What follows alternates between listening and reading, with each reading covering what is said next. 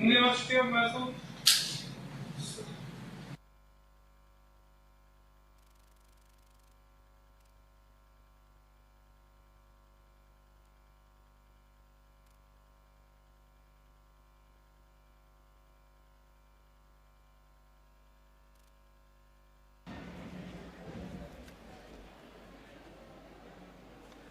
ಈಗ ರಾಷ್ಟ್ರಗೀತೆ.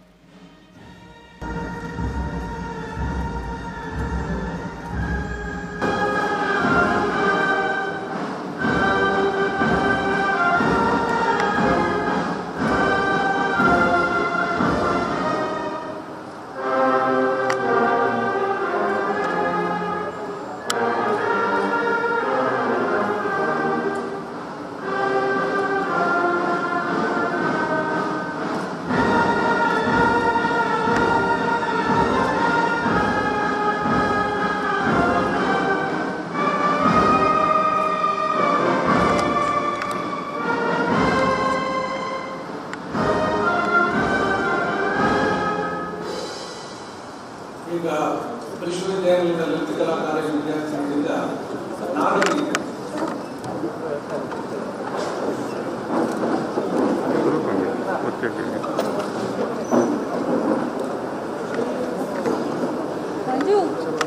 Mobile down ಮಾಡಿ ಸರ್ ಪ್ಲೀಸ್.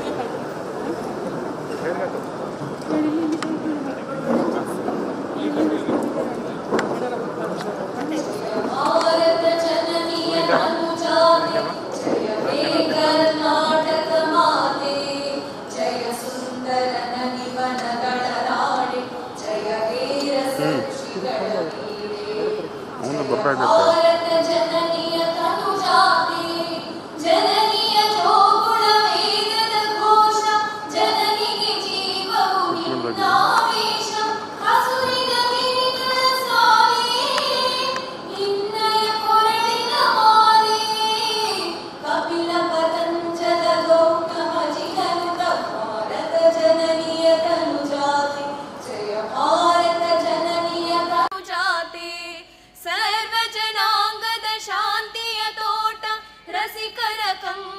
ಸೆಳೆಯುವ ನೋಟ ಹಿಂದೂ ಕ್ರೈಸ್ತ ಮುಸಲ್ಮಾನ ಪಾರಸಿಕ ಜೈನರ ಧ್ಯಾನ ಜನಕನ ಹೋಲುವ ದೊರೆಗಳ ಧಾಮ ಗಾಯಕ ವೈಣಿಕರ ರಾಮ ಜಯ ಭಾರತ ಜನನಿಯ ತನುಜಾತೆ ಕನ್ನಡ ನುಡಿ ಕುಣಿದಾಡುವ ಗೇಹ ಕನ್ನಡ ತಾಯಿಯ ಮಕ್ಕಳ ದೇಹ ಜಯ ಭಾರತ ಜನನಿಯ ತನುಜಾತೆ ಜಯ ಹೇ ಕರ್ನಾಟಕ ಮಾತೆ ಜಯ ಸುಂದರ ನದಿ ವನಗಳ ನಾಡೆ ಜಯ ಹೇ ರಸ ಋಷಿಗಳ ಬೀಡೆ ಜಯ ಭಾರತ ಜನನಿಯ ತನುಜಾತೆ ಜಯ ಹೇ ಕರ್ನಾಟಕ ಮಾತೆ ಜಯ ಸುಂದರ ನದಿ ವನಗಳ ನಾಡೆ ಜಯ ಹೇ ರಸ ಋಷಿಗಳ ಬೀಡೆ ಜಯ ಭಾರತ ಜನನಿಯ ತನುಜಾತೆ.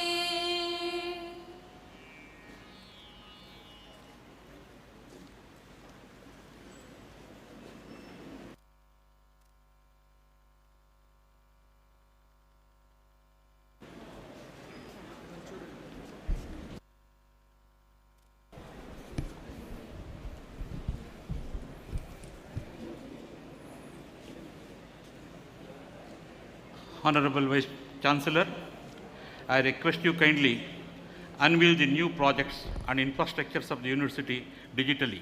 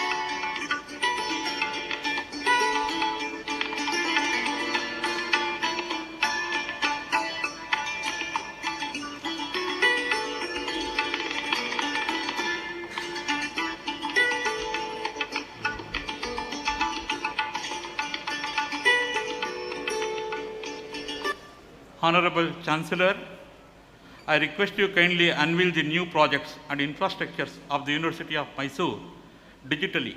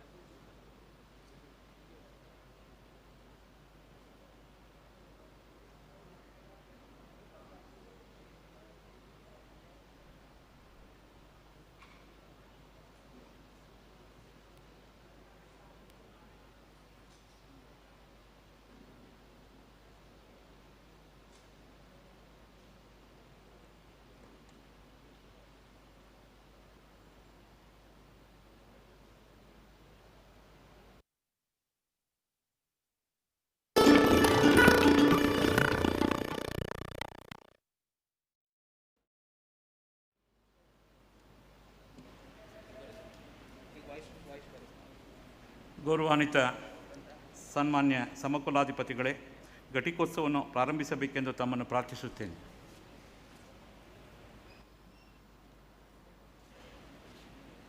I declare open the convocation. This convocation of the University of Mysore has been called to confer the honoris causa degree on Dr. Sudhamurthy and to confer the degrees to the candidates who have passed their respective examination held for the purpose and have been certified to be worthy of the same.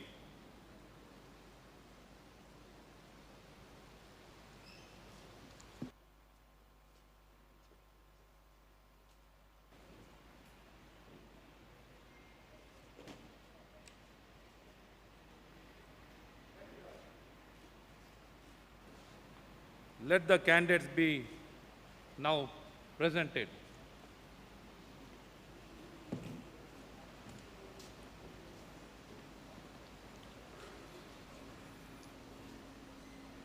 Honorable Pro-Chancellor, Srimati Sudhamurthy was born in Shigaon in Haveri district of Karnataka on 10th August 1950.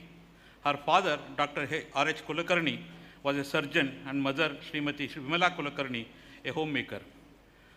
Sudhamurthy grew up under the guidance of her parents and her maternal parents.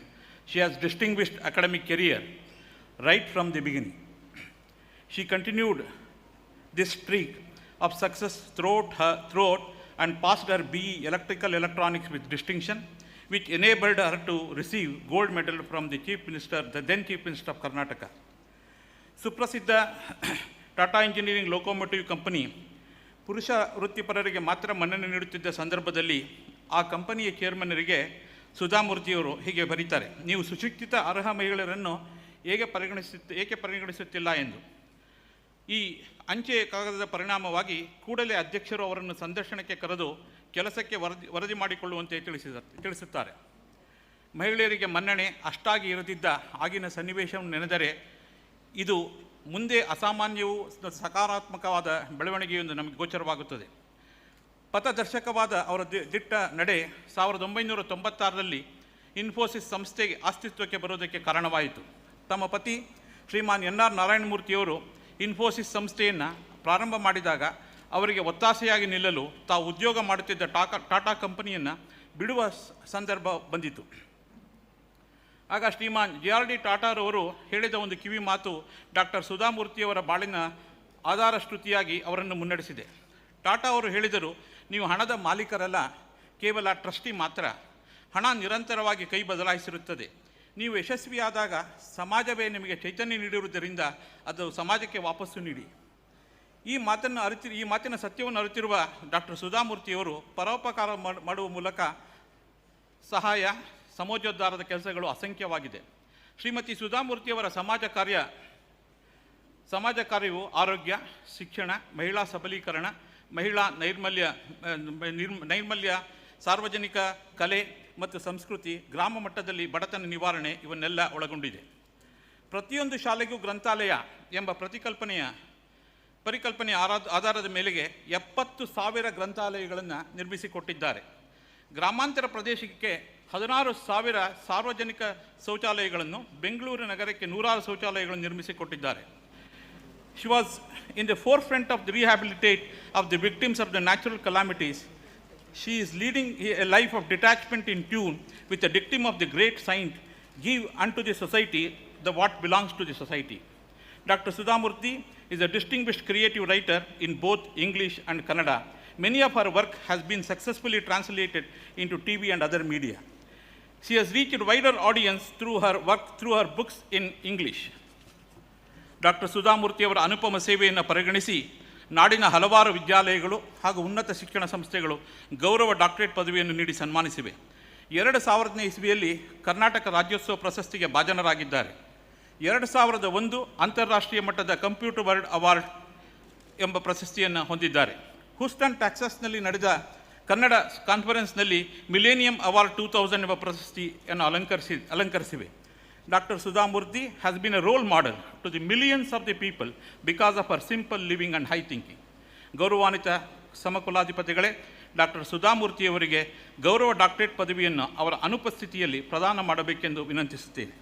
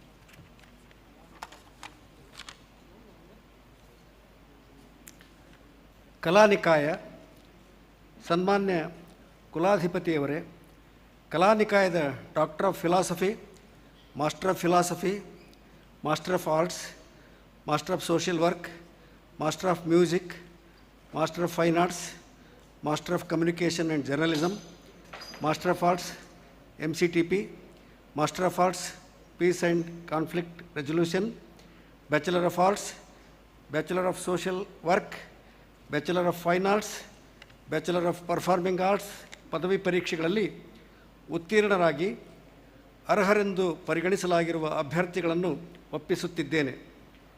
ಅವರನ್ನು ಆಯಾ ಪದವಿಗಳಿಗೆ ದಯವಿಟ್ಟು ಅಂಗೀಕರಿಸಬೇಕೆಂದು ಪ್ರಾರ್ಥಿಸುತ್ತೇನೆ. ಮೇಲೆ ಹೇಳಿರುವ ಎಲ್ಲ ಪದವಿಯ ಅಭ್ಯರ್ಥಿಗಳು ಎದ್ದು ನಿಂತು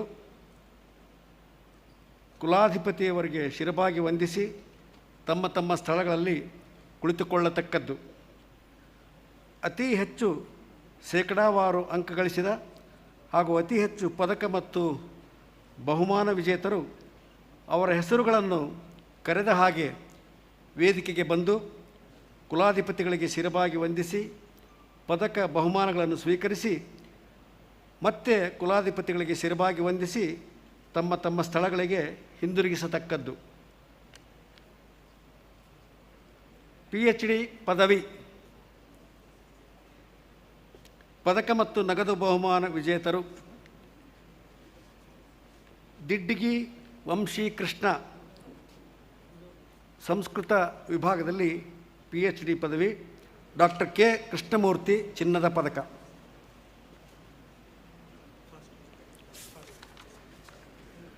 ಪ್ರದೀಪ್ ಜೋಶಿ,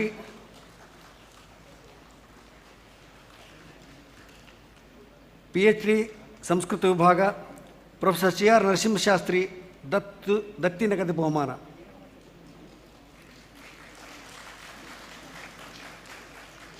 ಸೋಮನಾಯಕ್ M, PhD ಜೈನಾಲಜಿ ಮತ್ತು ಪ್ರಾಕೃತ ಅಧ್ಯಯನ ವಿಭಾಗ, ಡಾಕ್ಟರ್ ಎನ್ ಉಪಾಧ್ಯಾಯ, ಚಿನ್ನದ ಪದಕ.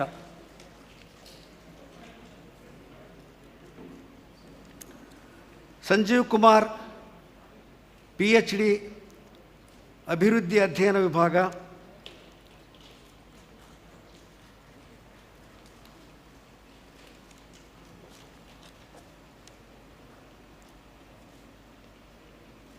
Leela SK, PhD Kannada.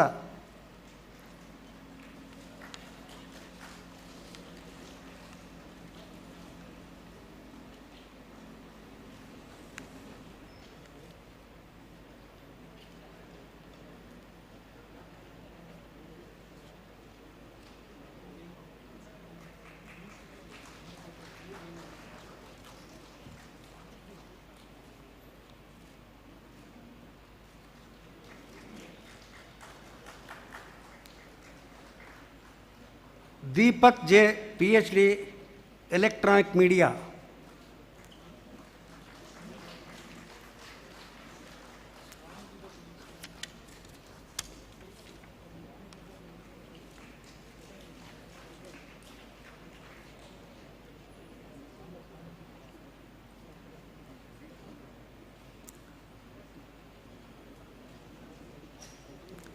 ಸ್ನಾತಕೋತ್ತರ ಪದವಿ ಅರ್ಥಶಾಸ್ತ್ರ,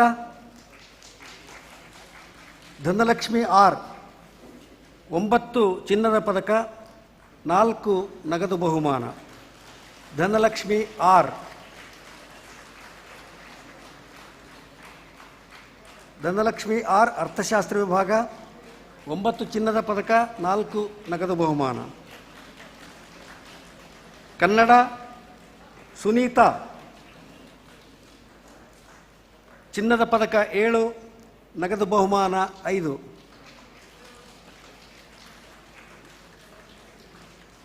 ಕನ್ನಡ ಸುನೀತಾ,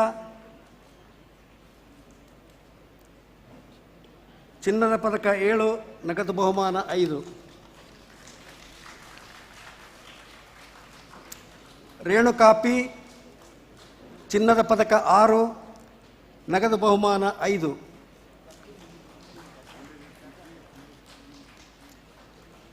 ರೇಣುಕಾ P, ಚಿನ್ನದ ಪದಕ 6, ನಗದು ಬಹುಮಾನ 5.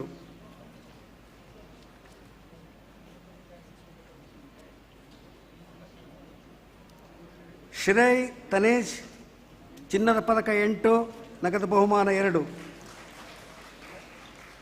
ಶ್ರೇಯ್ ತನೇಜ್, ಚಿನ್ನದ ಪದಕ 8, ನಗದು ಬಹುಮಾನ 2. ಕೆಂಪರಾಜು KG, ಚಿನ್ನದ ಪದಕ 6, ನಗದು ಬಹುಮಾನ 4.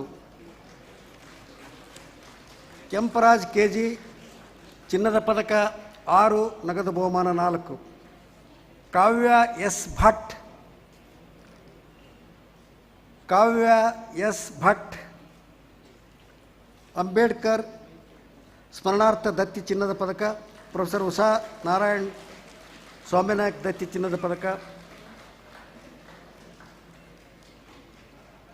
ಕಾವ್ಯ S ಭಟ್.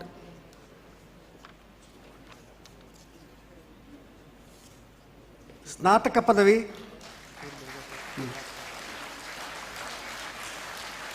ಸ್ನಾತಕ ಪದವಿ ಕಾವೇರಿ B, ಚಿನ್ನದ ಪದಕ 4, ನಗದು ಬಹುಮಾನ 7. ಕಾವೇರಿ B, ಚಿನ್ನದ ಪದಕ 4, ನಗದು ಬಹುಮಾನ 7. ಸೌಮ್ಯ BP, ಚಿನ್ನದ ಪದಕ 4, ನಗದು ಬಹುಮಾನ 1.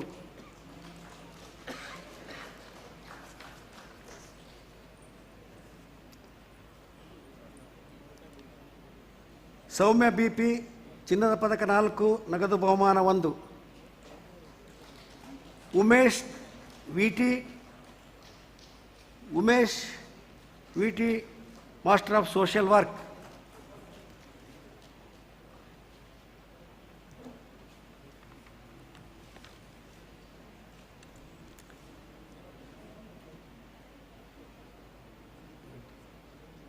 ವಂದನೆಗಳು. ಘಟಿಕೋತ್ಸವ ಭಾಷಣ ನೀಡಲು ಸನ್ಮಾನ್ಯ ಪ್ರಧಾನಮಂತ್ರಿಗಳು ನಿರೀಕ್ಷಿಸ್ತಾ ಇರೋದ್ರಿಂದ ದಯಮಾಡಿ ಉಳಿದವರು ಬೇಗ ಬೇಗ ಬಂದು ಪದವಿಯನ್ನು ಸ್ವೀಕರಿಸಬೇಕು. ಈಗ ವಾಣಿಜ್ಯ ನಿಕಾಯ.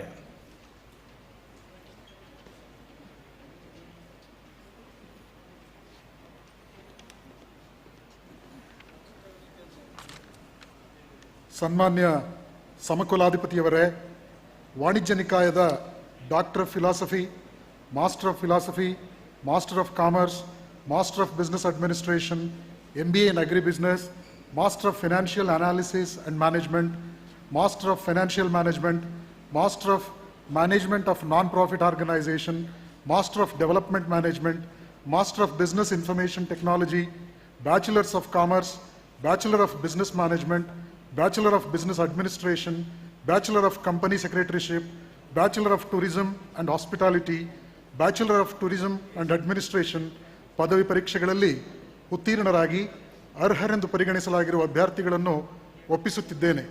ಅವರನ್ನು ಆಯಾ ಪದವಿಗಳಿಗೆ ದಯವಿಟ್ಟು ಅಂಗೀಕರಿಸಬೇಕೆಂದು ಪ್ರಾರ್ಥಿಸುತ್ತೇನೆ. ಮೇಲೆ ಹೇಳಿರುವ ಎಲ್ಲ ಪದವಿಯ ಅಭ್ಯರ್ಥಿಗಳು ಎದ್ದು ನಿಂತು ಸಮಕುಲಾಧಿಪತಿಗಳಿಗೆ ಶಿರವಾಗಿ ವಂದಿಸಿ ತಮ್ಮ ತಮ್ಮ ಸ್ಥಳಗಳಲ್ಲಿ ಕುಳಿತುಕೊಳ್ಳತಕ್ಕದ್ದು.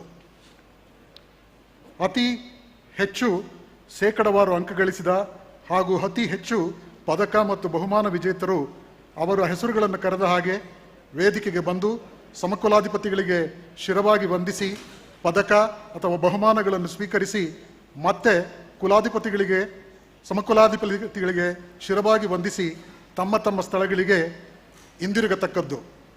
PhD ಪದವಿ, ಪದಕ ಹಾಗೂ ನಗದು ಬಹುಮಾನ ವಿಜೇತರು. ಮೊದಲಿಗೆ ಶ್ರೀ ಮನೋಜ್ ರಾಜನ್ ರವರಿಗೆ ಡಿಲಿಟ್ ಪದವಿಯ ಮಹಾಪ್ರಬಂಧದ ಶೀರ್ಷಿಕೆ agricultural market reforms in the country and the role of technology.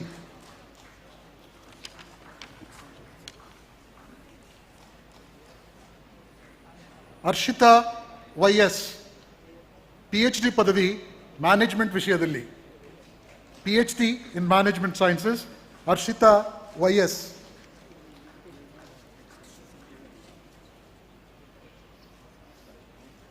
Venkatesh HV PhD in commerce, Venkatesh HV ವಾಣಿಜ್ಯ ವಿಷಯದಲ್ಲಿ PhD ಪದವಿ. ಸ್ನಾತಕೋತ್ತರ ಪದವಿ ಅಂಜುಮ್ ಸಾನಿಯಾರವರಿಗೆ 1971ನೇ ಎಂ.ಕಾಮ್ ವಿದ್ಯಾರ್ಥಿಗಳ ಸಂಘದ ಚಿನ್ನದ ಪದಕ, ಪ್ರೊಫೆಸರ್ BR ಅಂಬೇಡ್ಕರ್ ಅಭಿನಂದನಾ ಸಮಿತಿ ಚಿನ್ನದ ಪದಕ, ಭಾಗ್ಯಲಕ್ಷ್ಮಮ್ಮ ರಾಮಪ್ಪ ರೆಟ್ಟನಹಳ್ಳಿ ಚಿನ್ನದ ಪದಕ, ರೆಟ್ಟನಹಳ್ಳಿ ಸರಸ್ವತಿ ವಾಸುದೇವಮೂರ್ತಿ ಚಿನ್ನದ ಪದಕ, ಕರ್ನಾಟಕ ಹಣಕಾಸು ನಿಗಮದ ದತ್ತಿ ನಗದು ಬಹುಮಾನ, ಒಟ್ಟು 4 ಪದಕ ಹಾಗೂ 1 ನಗದು ಬಹುಮಾನ. ಮಾತುಮ್ ತೇಜಸ್ವಿನಿರವರಿಗೆ ಕರ್ನಾಟಕ ರಾಜ್ಯ ಕೃಷಿ ಮಾರುಕಟ್ಟೆ ಸಮಿತಿ ಚಿನ್ನದ ಪದಕ, ಮಾರುಕಟ್ಟೆ ನಿಯಂತ್ರಣ ಸಂಸ್ಥೆ ಮತ್ತು ಧಾನ್ಯ ವ್ಯಾಪಾರಿಗಳ ಒಕ್ಕೂಟದ ಸಂಘದ ಪದಕ, ಶೇಟ್ ಹದ್ರಜ್ ಚಿನ್ನದ ಪದಕ, ಶ್ರೀಮತಿ HV ಭ್ರಮರಾಂಬ ಮತ್ತು H ಗೋಪಾಲರಾವ್ ಚಿನ್ನದ ಪದಕ, ದೇವರಾಜ್ ಚಿನ್ನದ ಪದಕ ಸೇರಿದಂತೆ 5 ಪದಕಗಳು. ಸ್ನಾತಕ ಪದವಿ ವಾಣಿಶ್ರೀ BT ರವರಿಗೆ ಶ್ರೀರಾಮ್ ಬಹದ್ದೂರ್ ಧರ್ಮಪ್ರಕಾಶ್ ಸಾಹುಕಾರ್ ಬನ್ಮಯ್ಯ ಜ್ಞಾಪಕಾರ್ಥ ಚಿನ್ನದ ಪದಕ, ಕೃಷ್ಣರಾಜೇಂದ್ರ ಗಿರಣಿ ಮೈಸೂರು ಚಿನ್ನದ ಪದಕ, ಪ್ರಾಂಶುಪಾಲ SR ಮಾಂಡ್ರೆರವರ ಚಿನ್ನದ ಪದಕ, ಕಾರ್ಯದರ್ಶಿ ಸಂಘದ ಬಹುಮಾನ, ಜ್ಯೋತ್ಸ್ನಾ ಅರವು ಮತ್ತು ಕಡಬ ಚೊಕ್ಲಮ್ಮ ಅನಂತರಾಮ ಅಯ್ಯಂಗಾರ್ ಜ್ಞಾಪಕಾರ್ಥ ಚಿನ್ನದ ಪದಕ, JK ಇರಾನಿ ಅಭಿನಂದನಾ ಸಮಿತಿ ನಗದು ಬಹುಮಾನ, ಶ್ರೀಮತಿ ರುಕ್ಮಿಣಿಬಾಯಿ ಮತ್ತು ಶಿವಾಜಿರಾವ್ ಸ್ಮರಣಾರ್ಥ ನಗದು ಬಹುಮಾನ, ಪದವೀಧರ ಸಹಕಾರ ಬ್ಯಾಂಕ್ ಮೈಸೂರು ಸ್ವರ್ಣ ಮಹೋತ್ಸವ ಜ್ಞಾಪಕಾರ್ಥ ನಗದು ಬಹುಮಾನ. ಪದಕಗಳು 3, ನಗದು 5.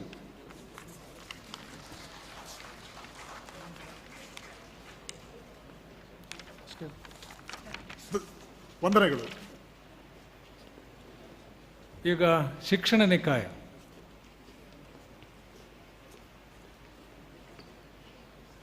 ಶಿಕ್ಷಣ ನಿಕಾಯ. ಸನ್ಮಾನ್ಯ ಸಮಕುಲಾಧಿಪತಿಯವರೇ, ಶಿಕ್ಷಣ ನಿಕಾಯದ doctor of philosophy, master of education, master of elementary education, master of physical education, master of special education, bachelor of education, bachelor of science education, bachelor of arts education ಮತ್ತು ಬ್ಯಾಚುಲರ್ ಆಫ್ ಫಿಸಿಕಲ್ ಎಜುಕೇಷನ್ ಪದವಿ ಪರೀಕ್ಷೆಗಳಲ್ಲಿ ಉತ್ತೀರ್ಣರಾಗಿ ಅರ್ಹರೆಂದು ಪರಿಗಣಿಸಲಾಗಿರುವ ಅಭ್ಯರ್ಥಿಗಳನ್ನು ಒಪ್ಪಿಸುತ್ತಿದ್ದೇನೆ. ಅವರನ್ನು ಆಯಾ ಪದವಿಗಳಿಗೆ ಅಂಗೀಕರಿಸಬೇಕೆಂದು ಪ್ರಾರ್ಥಿಸುತ್ತೇನೆ. ಮೇಲೆ ಹೇಳಿರುವ ಎಲ್ಲ ಪದವಿಯ ಅಭ್ಯರ್ಥಿಗಳು ಎದ್ದು ನಿಂತು ಸಮಕುಲಾಧಿಪತಿಗಳಿಗೆ ಶಿರವಾಗಿ ವಂದಿಸಿ ತಮ್ಮ ತಮ್ಮ ಸ್ಥಳಗಳಲ್ಲಿ ಕುಳಿತುಕೊಳ್ಳತಕ್ಕದ್ದು. ಅತಿ ಹೆಚ್ಚು ಶೇಕಡಾವಾರು ಅಂಕ ಗಳಿಸಿದ ಹಾಗೂ ಅತಿ ಹೆಚ್ಚು ಪದಕ ಮತ್ತು ಬಹುಮಾನ ವಿಜೇತರು ಅವರ ಹೆಸರುಗಳನ್ನು ಕರೆದ ಹಾಗೆ ವೇದಿಕೆಗೆ ಬಂದು ಸಮಕುಲಾಧಿಪತಿಗಳಿಗೆ ಶಿರವಾಗಿ ವಂದಿಸಿ ಪದಕ ಅಥವಾ ಬಹುಮಾನವನ್ನು ಸ್ವೀಕರಿಸಿ ಮತ್ತೆ ಸಮಕುಲಾಧಿಪತಿಗಳಿಗೆ ಶಿರವಾಗಿ ವಂದಿಸಿ ತಮ್ಮ ಸ್ಥಳಗಳಿಗೆ ಹಿಂದಿರುಗತಕ್ಕದ್ದು. ಕ್ಲಾರಾ ಅಗಸ್ಟೇನಿಯಾ ಎಮ್ಎಡಲ್ಲಿ 5 ಪದಕಗಳನ್ನು ಗಳಿಸಿದ್ದಾರೆ, 1 ನಗದು ಬಹುಮಾನವನ್ನು ಗಳಿಸಿದ್ದಾರೆ. ಸುಮನ್ ನೋವಾ ಎಂಪಿಡಿಯಲ್ಲಿ 4 ಪದಕಗಳನ್ನು ಗಳಿಸಿದ್ದಾರೆ, 2 ನಗದು ಬಹುಮಾನಗಳನ್ನು ಗಳಿಸಿದ್ದಾರೆ. ಶಶಾಂಕ್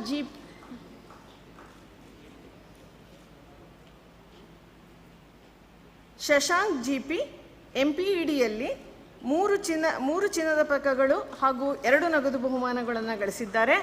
ಪ್ರೊಫೆಸರ್ ಶೇಷಣ್ಣ ಅಭಿನಂದನಾ ಸಮಿತಿ ಚಿನ್ನದ ಪದಕ, ಪ್ರೊಫೆಸರ್ ಮಲ್ಲಯ್ಯ ಚಂದ್ರಕುಮಾರ್ ಅಭಿನಂದನಾ ಸಮಿತಿ ಚಿನ್ನದ ಪದಕ, ಡಾಕ್ಟರ್ ಸಿ ಕೃಷ್ಣ ಚಿನ್ನದ ಪದಕ. ಬ್ಯಾಚುಲರ್ ಆಫ್ ಎಜುಕೇಷನ್ನಲ್ಲಿ ದಿಲೀಪ್ ಕುಮಾರ್ ಎಸ್ಸಿ ಅವರು 5 ಚಿನ್ನದ ಪದಕಗಳನ್ನು ಹಾಗೂ 1 ನಗದು ಬಹುಮಾನವನ್ನು ಗಳಿಸಿದ್ದಾರೆ. ದಿವಂಗತ ಕ್ಯಾಪ್ಟನ್ ಎಚ್ ವೀರರಾಜಯ್ಯ ಅರಸ್ ಚಿನ್ನದ ಪದಕ, ಪ್ರೊಫೆಸರ್ ಶೇಷಣ್ಣ ಅಭಿನಂದನಾ ಸಮಿತಿ ಚಿನ್ನದ ಪದಕ, ಪ್ರೊಫೆಸರ್ ಮಲ್ಲಯ್ಯ ಚಂದ್ರಕುಮಾರ್ ಅಭಿನಂದನಾ ಸಮಿತಿ ಚಿನ್ನದ ಪದಕ, ಡಾಕ್ಟರ್ ಸಿ ಕೃಷ್ಣ ಚಿನ್ನದ ಪದಕ, ಪ್ರೊಫೆಸರ್ ತಿರುಮಲಾ ಗೋಪಾಲನ್ ಚಿನ್ನದ ಪದಕ. ವಂದನೆಗಳು. ಈಗ ಕಾನೂನು ನಿಕಾಯ.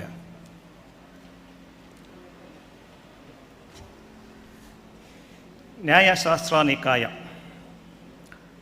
ಸನ್ಮಾನ್ಯ ಸಮಕುಲಾಧಿಪತಿಯವರೇ, ನ್ಯಾಯಶಾಸ್ತ್ರ ನಿಕಾಯದ doctor of philosophy, master of law, bachelor of law ಮತ್ತು bachelor of academic law, BA LLB honours ಪದವಿ ಪರೀಕ್ಷೆಗಳಲ್ಲಿ ಉತ್ತೀರ್ಣರಾಗಿ ಅರ್ಹರೆಂದು ಪರಿಗಣಿಸಲಾಗಿರುವ ಅಭ್ಯರ್ಥಿಗಳನ್ನು ಒಪ್ಪಿಸುತ್ತಿದ್ದೇನೆ. ಅವರನ್ನು ಆಯಾ ಪದವಿಗಳಿಗೆ ದಯವಿಟ್ಟು ಅಂಗೀಕರಿಸಬೇಕೆಂದು ಪ್ರಾರ್ಥಿಸುತ್ತೇನೆ. ಮೇಲೆ ಹೇಳಿರುವ ಎಲ್ಲ ಪದವಿಯ ಅಭ್ಯರ್ಥಿಗಳು ಎದ್ದು ನಿಂತು ಸಮಕುಲಾಧಿಪತಿಗಳಿಗೆ ಶಿರಬಾಗಿ ವಂದಿಸಿ ತಮ್ಮ ಸ್ಥಳಗಳಲ್ಲಿ ಕುಳಿತುಕೊಳ್ಳತಕ್ಕದ್ದು. ಅತಿ ಹೆಚ್ಚು ಶೇಕಡಾವಾರು ಅಂಕ ಗಳಿಸಿದ ಹಾಗೂ ಅತಿ ಹೆಚ್ಚು ಪದಕ ಮತ್ತು ಬಹುಮಾನ ವಿಜೇತರು ಅವರ ಹೆಸರುಗಳನ್ನು ಕರೆದ ಹಾಗೆ ವೇದಿಕೆಗೆ ಬಂದು ಸಮಕುಲಾಧಿಪತಿಗಳಿಗೆ ಶಿರಬಾಗಿ ವಂದಿಸಿ ಪದಕ ಬಹುಮಾನಗಳನ್ನು ಸ್ವೀಕರಿಸಿ ಮತ್ತೆ ಸಮಕುಲಾಧಿಪತಿಗಳಿಗೆ ಶಿರಬಾಗಿ ವಂದಿಸಿ ತಮ್ಮ ಸ್ಥಳಗಳಿಗೆ ಹಿಂದಿರುಗತಕ್ಕದ್ದು. ಸ್ನಾತಕೋತ್ತರ ಪದವಿ ಪ್ರಣವ್ ಕುಮಾರ್ ನಾಯರ್, ಶ್ರೀ SV ನಾರಾಯಣ ಮತ್ತು ಡಾಕ್ಟರ್ MRS ಲಲನ ನಾರಾಯಣ ಚಿನ್ನದ ಪದಕ, ಶ್ರೀಮತಿ ತಾಯಮ್ಮ ಮತ್ತು ಶ್ರೀ ವಕೀಲ ಎಡತೊರೆ ಸುದ್ದೇವಾಳ್ ಲಿಂಗಯ್ಯ ಚಿನ್ನದ ಪದಕ, ರಮೇಶ್ ಚಂದ್ರಗುರು ಸ್ಮರಣಾರ್ಥ ನಗದು ಬಹುಮಾನ ಹಾಗೂ 2 ನಗದು ಬಹುಮಾನಗಳನ್ನು ಪಡೆದಿದ್ದಾರೆ. ವಂದನೆಗಳು.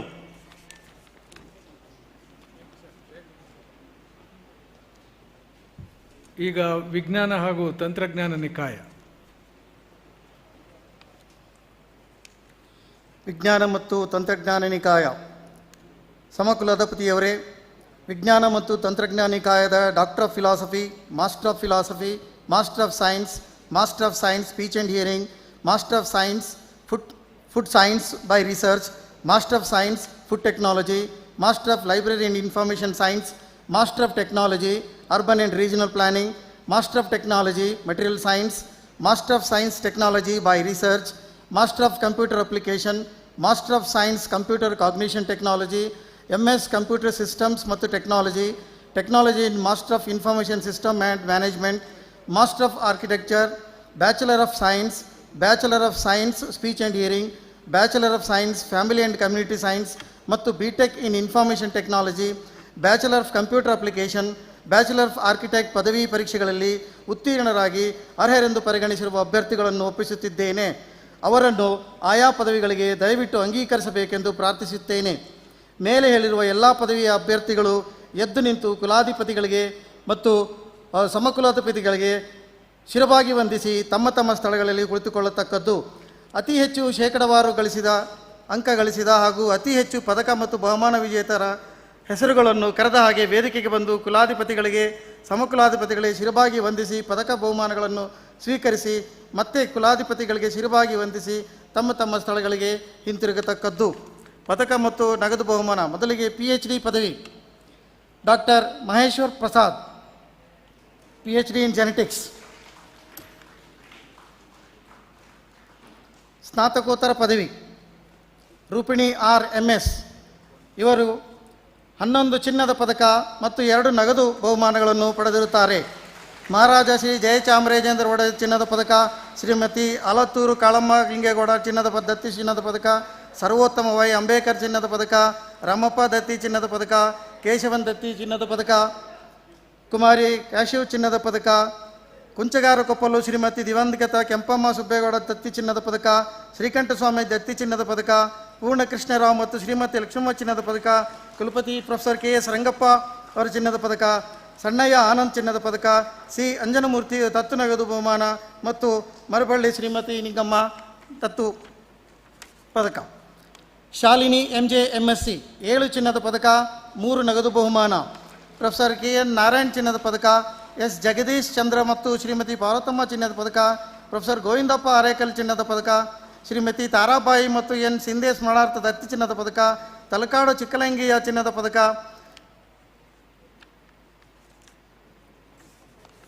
BSc ಸ್ನಾತಕ ಪದವಿ ಕಾವ್ಯ B 2 ಚಿನ್ನದ ಪದಕ, 5 ನಗದು ಬಹುಮಾನ. ಪ್ರಾಂಶುಪಾಲ M ಮುನಿಗವಿಯಪ್ಪ ಚಿನ್ನದ ಪದಕ, ಪ್ರೊಫೆಸರ್ ME ಶ್ರೀಧರ್ ದತ್ತಿ ಚಿನ್ನದ ಪದಕ, ಪ್ರೊಫೆಸರ್ BS ಮಾಧವರಾವ್ ನಗದು ಬಹುಮಾನ, ಪ್ರೊಫೆಸರ್ ಕೇಶವ ಹೆಗಡೆ ಜ್ಞಾಪಕಾರ್ಥ ನಗದು ಬಹುಮಾನ, ರಾಮಯ್ಯ ನಗದು ಬಹುಮಾನ, ಗೋಪಾಲಸ್ವಾಮಿ ಶರಣವತ ನಗದು ಬಹುಮಾನ.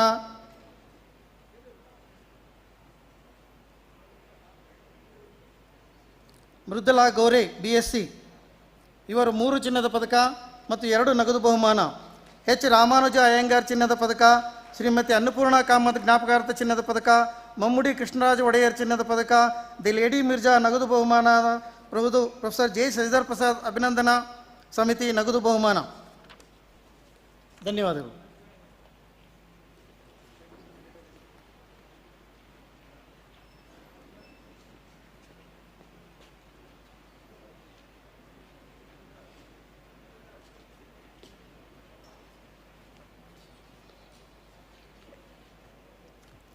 ಎಲ್ಲ ಅಭ್ಯರ್ಥಿಗಳು ಎದ್ದು ನಿಲ್ಲಲಿ.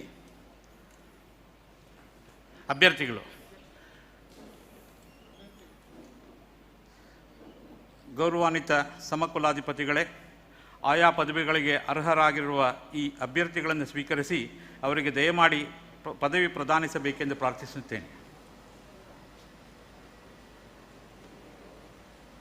By the virtue of the authority vested in me as the Pro-Chancellor of the University of Mysore, I admit Dr. Sudhamurthy to the honoris causa degree of Doctor of Literature and the candidates presented to the degree of Bachelor of Arts, Bachelor of Fine Arts, Bachelor of Performing Arts, Bachelor of Arts in Chinese Language and Literature, Bachelor of Arts in Tibetan Language and Literature, Bachelor of Social Work, Masters of Music, Masters of Fine Arts, Masters of Social Work, Master of Arts, Master of Communication and Journalism, MA in Theology, Peace and Conflict Resolution, MA Knowledge Systems and Practices, MA Digital Humanities, MA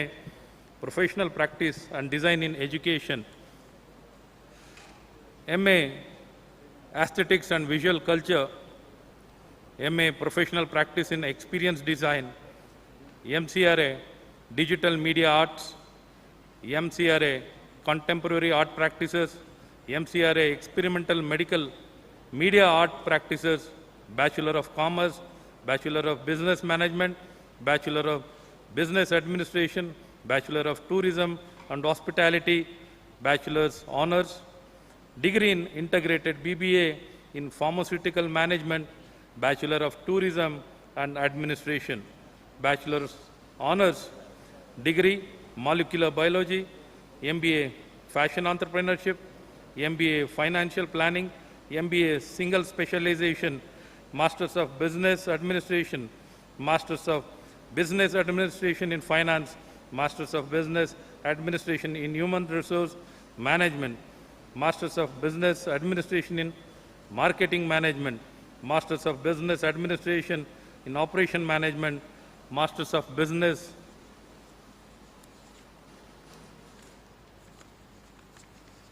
Administration in Supply Chain Management, Masters of Commerce, Masters of Development Management, Masters of Business Information Technology, Masters of Business Administration, MBA Agribusiness, MBA in Corporate Social Responsibility, MBA in Hospitality and Tourism Management, Integrated MBA in Pharmaceutical Management, Masters of Financial Analysis and Management, Masters of Financial Management, Masters of Tourism and Administration, Bachelor of Education, Bachelor of Physical Education, Bachelor of Science Education, Bachelors of Arts Education, Bachelor of Elementary Education, Bachelor of Special Education, Masters of Education, Masters of Physical Education, Bachelor of Laws, Bachelor of Business Management, Integrated BBM, Single Specialization, Bachelor of Commerce, BBA, Social Media Marketing, BA, HA and EM, BBA in Fashion Entrepreneurship, Masters of Computer Application, Masters of Science in Information Technology, Masters of Science, Clinical Embryology and Pre-Implantation Genetics, MDS, M Design, Strategic Design and Brand Leadership, M Design, Public Space Design, M Design, Design LED Innovation, M Design, Human Centered Design, M Design, Industrial Art and Design Practices, M Design, Earth Education and Communication, MSc in Human Disease Genetics, MSc Bioinformatics and Applied Biotechnology, BCA Web Science, Bachelor in Interior Design, Bachelor in Jewelry Design and Management, B Design Information Arts and Information Design Practice, B Design Human Centered Design, BO Creative Coding, B Design Public Space Design, B Design Creative Education, B CRA Film, B CRA B Creative Digital Media Art, B CRA Contemporary Art Practices, B CRA Experimental Media Art Practices, B Design Visual Communication and Strategic Branding, B Work Design and Building Interiors, B Work Creative Manufacturing, B Work Graphic Art and Design Practices, Bachelor Degree in Fashion and Textile Design, BSc Graphic and Web Design, Bachelor of Academic Law, BA LLB Honors, Master of Law, Bachelor of Science, Speech and Hearing, Bachelor of Architecture, Bachelor of Computer Application, Bachelor of Technology in Information Technology, Masters of Science, Master of Science Information Technology, Master of Science, Speech and Hearing, Master of Science Audiology, Master of Science Speech Language Pathology, Master of Special Education, Hearing Impairment, MSc in Bioinformatics and Applied Biotechnology, MSc in Cancer Biology, MTech in Computer Cognition Technology, MTech in Computer Science and Technology, MS Animation, MTech in Urban and Regional Planning, Master of Library and Information Science, MTech in Material Science, Master of Commerce, BVOC, BTech Information Technology, BTech Software Engineering, MTech in Information System and Management, Masters of Computer Application, Master of Architecture, Urban Design, MS in Computer Science and Technology, 5-year integrated MSc Physics, 5-year integrated MSc Molecular Biology, MSc Tech by Research in Computer Science, Master of Philosophy, Doctor of Philosophy, and in token thereof, they have been presented with these degrees.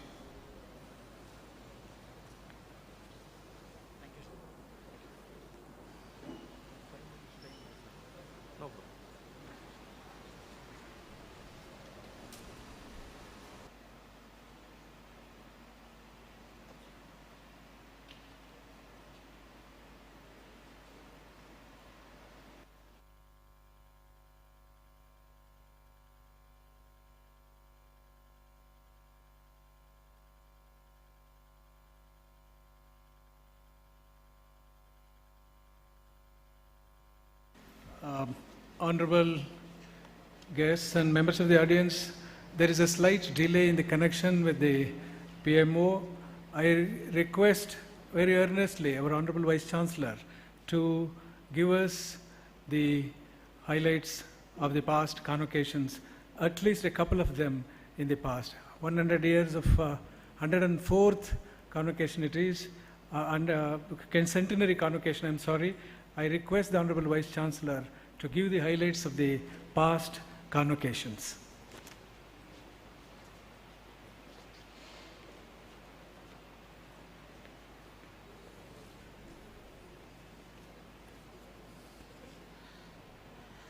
There is a slight delay in connection till the Honorable Prime Minister of India, Shri Narendra Modi ji, commences his convocation address. I seek your permission to give you the glimpses of the previous convocations. The very first convocation took place on 19th October 1918. Today, the centenary convocation is also taking place on the same day, which is a rare coincidence. His Highness Nalvadi Krishnaraj Vodiyar has said in his speech in the first convocation, "It is my earnest desire that the greatest education of the women should be increasingly developed. I look forward to the time when every district of Mysore will be supplied with trained lady graduate teachers." Sir Ashutosh Mukherjee, the then Vice Chancellor of Calcutta, delivered his convocation address, has said, "Past is the value only in so far as it illuminates the present. The present of the value only so far it guides the shape of the future." These words of wisdom have been repeated by later dignitaries who covered the convocation address in subsequent years.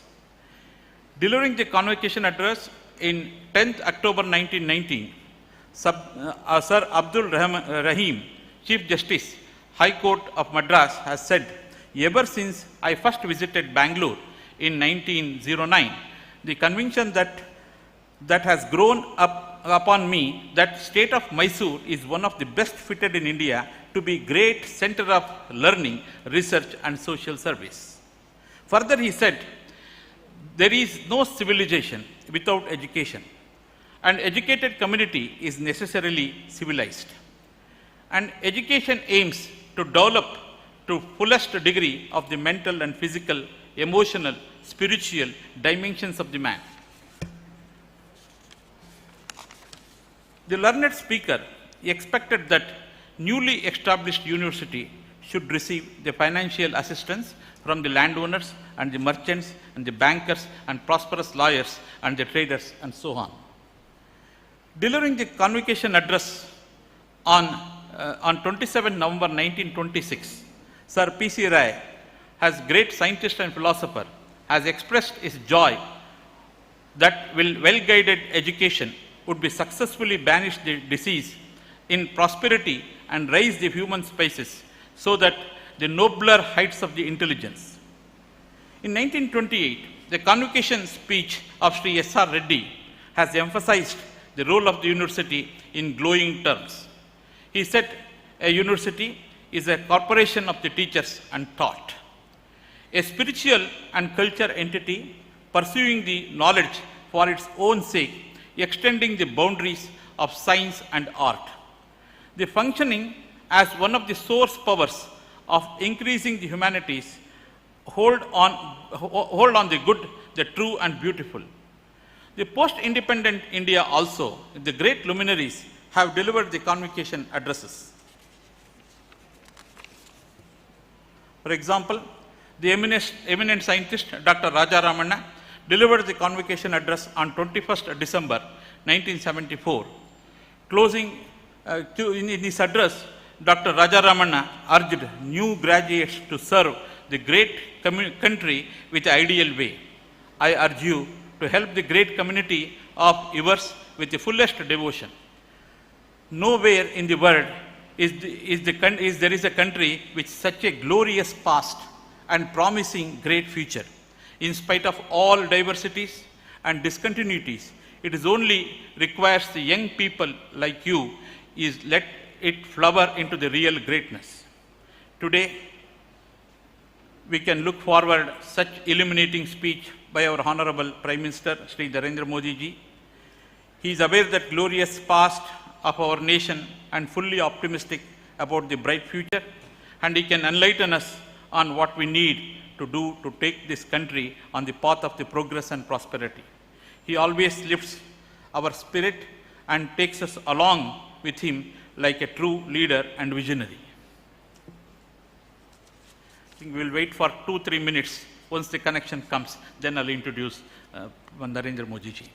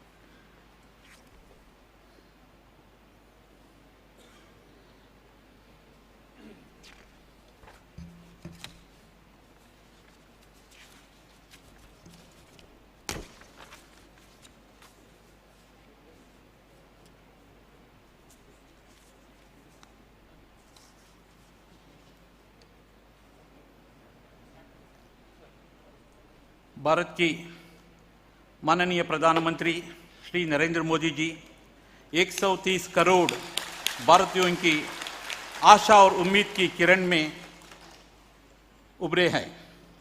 आप अपनी कड़ी मेहनत, दृढ़ निश्चय एवं कार्य के प्रति समर्पण भाव के कारण ही हमारे विशाल देश की एक सशक्त नेता के रूप में जाने जाते हैं। आपके अद्भुत नेतृत्व की क्षमता, राष्ट्र प्रेम एवं राष्ट्रीय व अंतर्राष्ट्रीय मामलों में मजबूत पकड़ के कारण आपकी गिनती विश्व के अग्रणी नेताओं में होती है। आप एक नई ताकत के रूप में हमारे देश को प्रगति और समृद्धि के मार्ग पर निरंतर आगे बढ़ा रहे हैं। माननीय मोदी जी, आपके अथक प्रयासों ने विश्व के अग्रणी देशों के मध्य हमारे देश का नाम गर्व से ऊंचा किया है। आपने देश को आगे ले जाने के लिए एकमात्र उद्देश्य के साथ आपके निरंतर प्रयासों के लिए हम सब हृदय की गहराइयों से आपका आभार व्यक्त करते हैं। हम सब मैसूर विश्वविद्यालय में बहुत सी भाग्यशाली है जो ऐतिहासिक 100वें दीक्षांत समारोह में आपके प्रेरणादायक उत्साहवर्धक आशीर्वचनों के लिए साक्षी होंगे।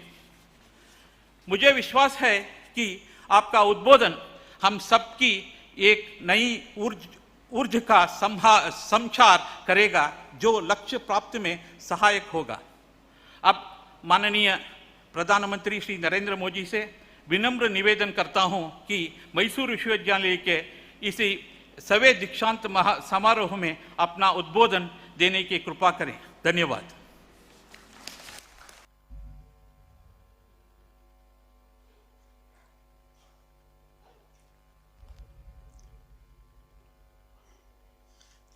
नमस्कार। कर्नाटका के गवर्नर और मैसूर यूनिवर्सिटी के चांसलर श्री वजुभाई वाला जी,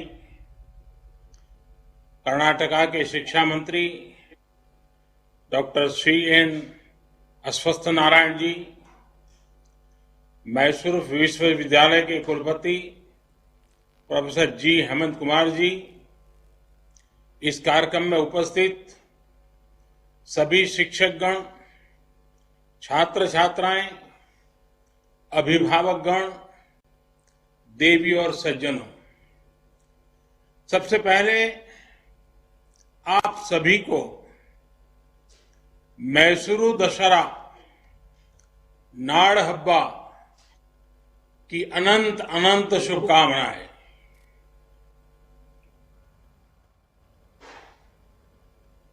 कुछ समय पहले मैं तस्वीरें देख रहा था कि इस बार कोरोना के खतरे के कारण भले ही अनेक बंदिशें हो, लेकिन उत्सव की उमंग पहले जितनी ही है।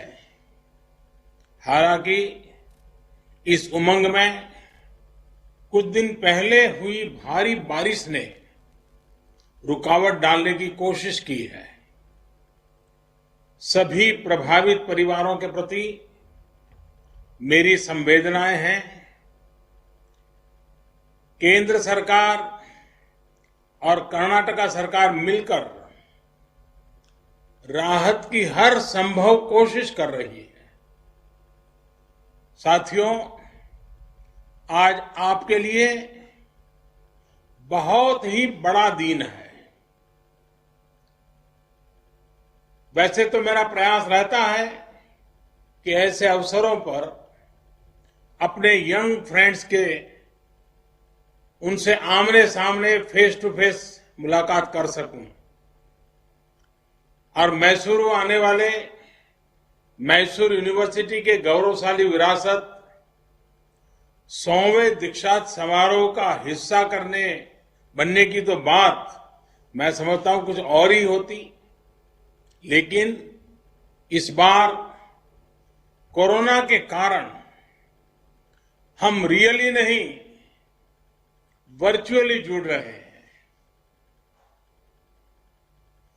ಘಟಿಕೋತ್ಸವದ ಈ ಸ್ಮರಣೀಯ ಸಮಾರಂಭದ ಸಂದರ್ಭದಲ್ಲಿ ನಿಮಗೆಲ್ಲರಿಗೂ ಅಭಿನಂದನೆಗಳು. ಇದು ಪದವಿ ಪ್ರಮಾಣ ಪತ್ರ ಪಡೆಯುತ್ತಿರುವ ಎಲ್ಲರಿಗೂ ಶುಭಾಶಯಗಳು. ಬೋಧಕ ಸಿಬ್ಬಂದಿಗೂ ಶುಭಾಶಯಗಳನ್ನು ಕೋರುತ್ತೇನೆ.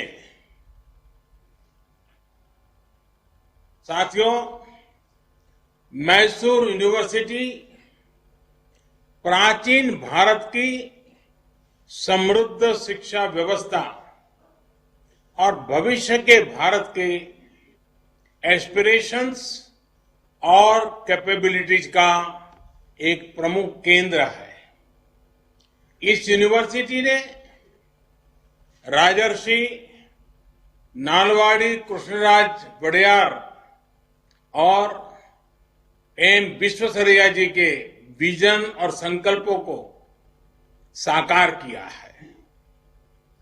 मेरे लिए सुखद संयोग है कि आज से ठीक 102 साल पहले आज के ही दिन राजर्षि नालवाड़ी कृष्णराज वडियार ने मैसूर यूनिवर्सिटी के पहले कॉन्वोकेशन को संबोधित किया था। तब से लेकर आज तक रत्नगर्भा प्रांगण, इस रत्नगर्भा प्रांगण ने ऐसे अनेक साथियों को ऐसे ही कार्यक्रम में दीक्षा लेते हुए देखा है जिनका राष्ट्र निर्माण में अहम योगदान रहा है। भारत रत्न डॉक्टर सर्वपल्ली राधाकृष्णन जी जैसे अनेक महान व्यक्तित्वों ने इस शिक्षा संस्थान में अनेकों विद्यार्थियों को नई प्रेरणा दी है। ऐसे में आप सभी पर, आपके परिवार के साथ साथ हम सभी का विश्वास भी अधिक है और साथ साथ उम्मीदें भी अधिक है। आज आपकी यूनिवर्सिटी, आपके प्रोफेसर्स, टीचर्स आपको डिग्री के साथ साथ देश और समाज के प्रति आपकी जिम्मेदारी भी सौंप रहे हैं। साथियों, हमारे यहां शिक्षा और दीक्षा युवा जीवन के दो अहम पड़ाव माने जाते हैं। ये हजारों वर्षों से हमारे यहां एक परंपरा रही है। जब हम दीक्षा की बात करते हैं तो ये सिर्फ डिग्री प्राप्त करने का ही अवसर नहीं है। आज का ये दिन जीवन के अगले पड़ाव के लिए नए संकल्प लेने की प्रेरणा देता है। अब आप एक फॉर्मल यूनिवर्सिटी कैंपस से निकलकर रियल लाइफ यूनिवर्सिटी के विराट कैंपस में जा रहे हैं। एक ऐसा कैंपस होगा जहां जो नॉलेज आपने हासिल की है उसकी एप्लीकेबिलिटी काम आएगी। साथियों, महान कन्नड़ लेखक और विचारक गोरूरू रामस्वामी आयंगर जी ने कहा है, शिक्षणवे जीवनद बेलकु, यानी एजुकेशन जीवन के मुश्किल रास्तों में रोशनी दिखाने वाला माध्यम है। आज हमारा देश जब परिवर्तन के एक बड़े दौर से गुजर रहा है, तब उनकी ये बात बहुत ज्यादा प्रासंगिक है। बीते 5-6 साल ये निरंतर प्रयास हुआ है कि हमारी शिक्षा, भारत का एजुकेशन सिस्टम छात्रों को 21वीं सदी की आवश्यकताओं के बीच आगे बढ़ने में भी और मदद करें। विशेष तौर पर हायर एजुकेशन में इंफ्रास्ट्रक्चर के निर्माण से लेकर स्ट्रक्चरल रिफॉर्म्स पर बहुत ज्यादा फोकस किया गया है। भारत को हायर एजुकेशन का ग्लोबल हब बनाने के लिए हमारे युवाओं को कॉम्पिटिटिव बनाने के लिए क्वालिटेटिव और क्वांटिटेटिव हर स्तर पर कोशिश की जा रही है। साथियों, आजादी के इतने वर्षों के बाद भी साल 2014 से पहले तक देश में 16 IITs थी। बीते 6 साल में औसतन हर साल एक नई IIT खोली गई है। इसमें एक कर्नाटका के धारवाड़ में भी खुली है। 2014 तक भारत में 9 ट्रिपल IITs थी। इसके बाद के 5 सालों में 16 ट्रिपल आईटी बनाई गई है। बीते 5-6 साल में 7 नए आईआईएम स्थापित किए गए हैं, जबकि उससे पहले देश में 13 आईआईएम ही थे। इसी तरह करीब 6 दशक तक देश में सिर्फ 7 एम्स देश में सेवाएं दे रहे थे। साल 2014 के बाद इससे 2 गुने यानी 15 एम्स देश में या तो स्थापित हो चुके हैं या फिर शुरू होने की प्रक्रिया में है।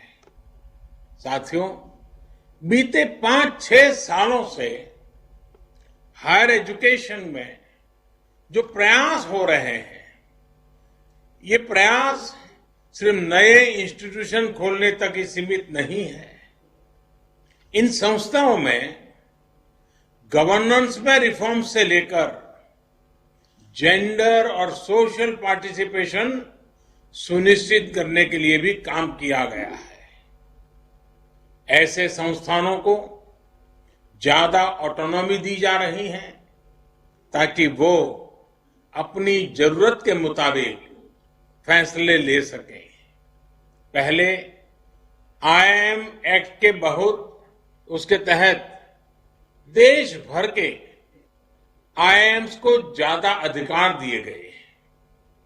मेडिकल एजुकेशन में भी ट्रांसपेरेंसी की बहुत कमी थी। इसे दूर करने पर भी जोर दिया गया। आज देश में मेडिकल एजुकेशन में पारदर्शिता लाने के लिए नेशनल मेडिकल कमीशन बनाया जा चुका है।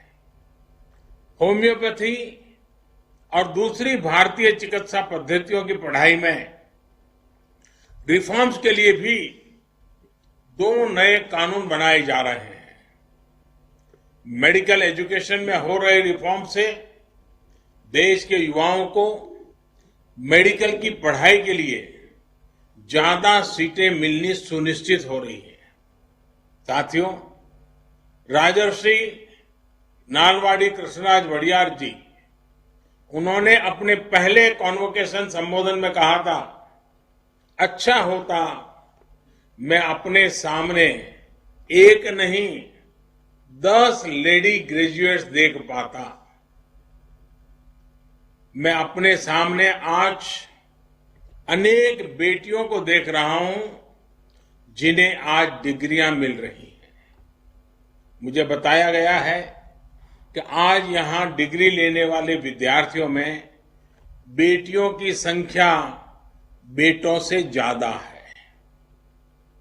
ये बदलते हुए भारत की एक और पहचान है। आज शिक्षा के हर स्तर पर देश में बेटियों का ग्रॉस एनरोलमेंट रेशियो बेटों से ज्यादा है। हायर एजुकेशन में भी इनोवेशन और टेक्नोलॉजी से जुड़ी पढ़ाई में भी बेटियों की भागीदारी बढ़ी है। 4 साल पहले देश की आईआईटी में बेटियों का एनरोलमेंट जहां सिर्फ 8% था, वो इस वर्ष बढ़कर 2 गुने से भी ज्यादा यानी 20% तक पहुंच चुका है। साथियों, एजुकेशन सेक्टर में ये जितने भी रिफॉर्म्स हुए हैं, उनको नई नेशनल एजुकेशन पॉलिसी नई दिशा, नई मजबूती देने वाली है। National education policy pre nursery से लेकर पीएचडी तक देश के पूरे एजुकेशन सेटअप में फंडामेंटल चेंजेस लाने वाला एक बहुत बड़ा अभियान है। हमारे देश के सामर्थ्यवान युवाओं को और ज्यादा कॉम्पिटिटिव बनाने के लिए मल्टी डायमेंशनल अप्रोच पर फोकस किया जा रहा है। कोशिश ये है कि हमारे युवा तेजी से बदलते नेचर ऑफ जॉब्स के लिए फ्लेक्सिबल हो एडॉप्टेबल हो, स्किलिंग, रीस्किलिंग और अपस्किलिंग आज की सबसे बड़ी जरूरत है। नेशनल एजुकेशन पॉलिसी में इसका भी बहुत ध्यान दिया गया है। साथियों, मुझे खुशी है कि मैसूरू यूनिवर्सिटी ने इस पॉलिसी को लागू करने के लिए प्रतिबद्धता दिखाई है, तेजी दिखाई है।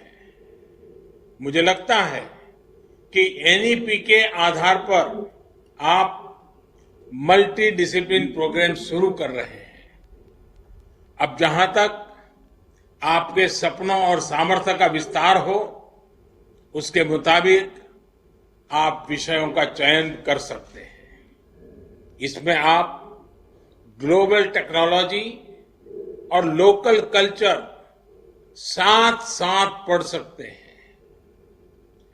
उस टेक्नोलॉजी का इस्तेमाल आप लोकल चीजों को बढ़ाने में कर सकते हैं। साथियों, हमारे देश में ये जो चौतरफा रिफॉर्म्स हो रहे हैं, उतने पहले कभी नहीं हुए। पहले कुछ फैसले होते भी थे तो वो किसी एक सेक्टर में होते थे और दूसरे सेक्टर छूट जाते थे। बीते 6 सालों में मल्टीपल रिफॉर्म्स हुए हैं, मल्टीपल सेक्टर्स में रिफॉर्म हुए हैं।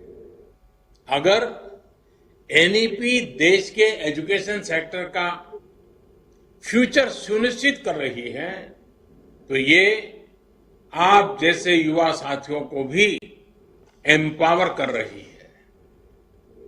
अगर खेती से जुड़े रिफॉर्म्स किसानों को सशक्त कर रहे हैं, तो लेबर रिफॉर्म्स लेबर और इंडस्ट्री दोनों को ग्रोथ, सिक्योरिटी और थ्रस्ट दे रहे हैं। डायरेक्ट बेनिफिट ट्रांसफर, इससे हमारा जहां हमारे पब्लिक डिस्ट्रीब्यूशन सिस्टम में सुधार आया है, तो वहीं रेरा से हमारे होम बायर्स को सुरक्षा मिली है। देश को टैक्स के जाल से मुक्ति दिलाने के लिए अगर जीएसटी लाया गया, तो टैक्स पेयर को परेशानी से बचाने के लिए फेसलेस असेसमेंट की सुविधा हाल ही में शुरू की गई है। इंसॉल्वेंसी बैंक्रप्सी कोड, इससे जहां पहली बार इंसॉल्वेंसी के लिए एक लीगल फ्रेमवर्क बना, तो एफडीआई रिफॉर्म से हमारे यहां इन्वेस्टमेंट बढ़ रहा है। साथियों, आपने बीते 6-7 महीने में ये देखा होगा कि रिफॉर्म्स की गति और दायरा दोनों बढ़ रहा है। खेती हो, स्पेस हो, डिफेंस हो, एविएशन हो, लेबर हो, ऐसे हर सेक्टर में ग्रोथ के लिए जरूरी बदलाव किए जा रहे हैं। अब सवाल ये है कि आखिर ये किया क्यों जा रहा है? ये आप जैसे करोड़ों युवाओं के लिए ही किया जा रहा है। इस दशक को भारत का दशक बनाने के लिए किया जा रहा है। ये दशक भारत का तभी होगा जब हम आज अपनी फाउंडेशन को मजबूत रखेंगे। युवा भारत के जीवन में ये दशक बहुत बड़ा मौका लेकर आया है। साथियों, देश के बेहतरीन एजुकेशन इंस्टीट्यूट में से एक होने के नाते मैसूर यूनिवर्सिटी को भी हर नई स्थिति के हिसाब से इनोवेट करना होगा। पूर्व कुलपति महान कवि साहित्यकार कुवेम्पू जी ने यूनिवर्सिटी के मेन कैंपस को मान संगोत्री यानी मन का शाश्वत प्रवाह का जो नाम दिया था, उससे आपको निरंतर प्रेरणा प्राप्त करनी है। आपको incubation centres, technology development centres, industry academy linkage और इंटरडिसिप्लिनरी रिसर्च जैसे विषयों पर और ज्यादा फोकस करना होगा। यूनिवर्सिटी से ये भी अपेक्षा है कि वो कॉन्टेम्पररी और ग्लोबल इश्यूज के साथ साथ लोकल कल्चर, लोकल आर्ट और हमारे सोशल इश्यूज से जुड़ी रिसर्च को बढ़ावा देने की अपनी परंपरा का और विस्तार करे। साथियों, आज जब इस महान कैंपस से बाहर निकल रहे हैं तो मेरा आपसे एक और आग्रह है। आप में हर एक के पास जो अपनी ताकत है, अपना सामर्थ्य है, उसके आधार पर एक्सेलेंस अचीव करने की हमेशा कोशिश करें। आपको एक सीमित दायरे में, एक बॉक्स में ही फिट होने की कोई जरूरत नहीं है। हो सकता है कि जिस बॉक्स में फिट होने की आप कोशिश कर रहे हैं वो बॉक्स आपके लिए बना ही ना हो। अपने लिए समय निकालिए, इंट्रोस्पेक्ट कीजिए, अपनी ताकत को पहचानिए और जमीन से जुड़ी हर उस चीज का अनुभव लीजिए जो लाइफ आपके सामने रख रही है। इससे आपको अपना आगे का मार्ग चुनने में बहुत मदद मिलेगी। न्यू इंडिया अवसरों की धरती है। कोरोना के इस संकट काल में भी आपने देखा होगा कि कितने ही नए स्टार्टअप्स हमारे नौजवानों ने खोले हैं। ये स्टार्टअप्स कर्नाटका ही नहीं, देश की भी बहुत बड़ी ताकत है। मुझे विश्वास है असीम अवसरों की इस धरती पर आप अपने सामर्थ्य, अपनी प्रतिभा से देश के लिए बहुत कुछ करेंगे।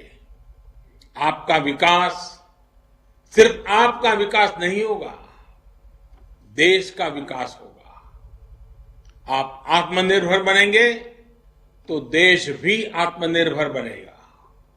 एक बार फिर सभी साथियों को बेहतर भविष्य के लिए अनेक अनेक शुभकामनाएं देता हूं। बहुत बहुत धन्यवाद।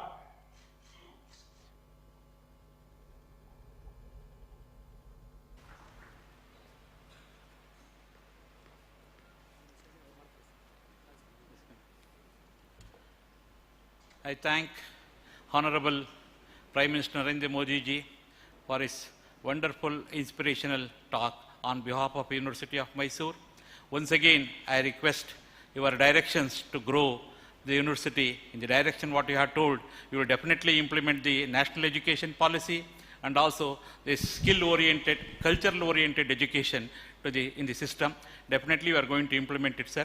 We once again thank you on behalf of University of Mysore, on behalf of Karnataka. Thank you.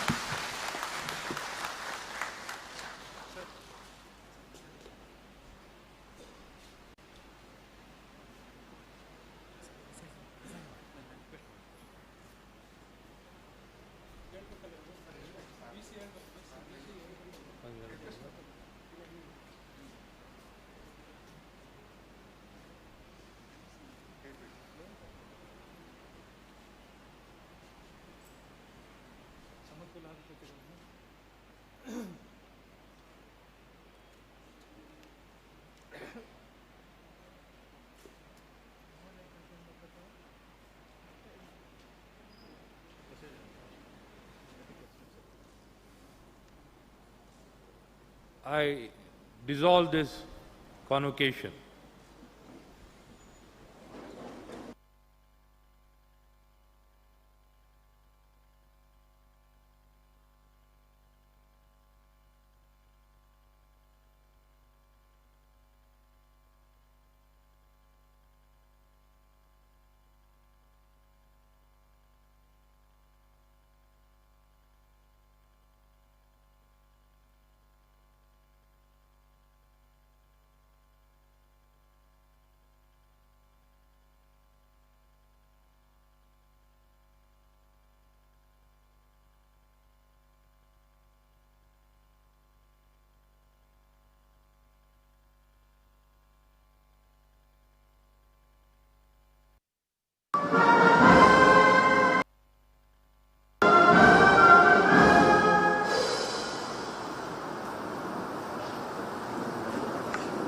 ಗಣ್ಯರು ಸಭಾಂಗಣದ ನಿರ್ಗಮಿಸಲು ತನಕ ಸಭಿಕರು ಸಹಕರಿಸಬೇಕಾಗಿ ಪ್ರಾರ್ಥಿಸುತ್ತಾರೆ.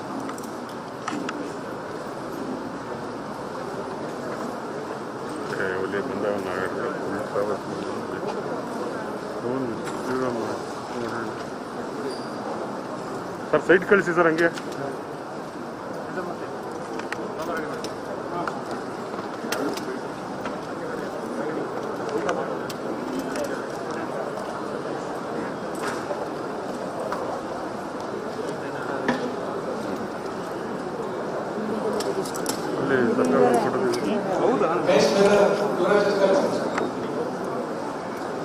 Finance College Principal, Mace Bearer, please. Okay Sridhar.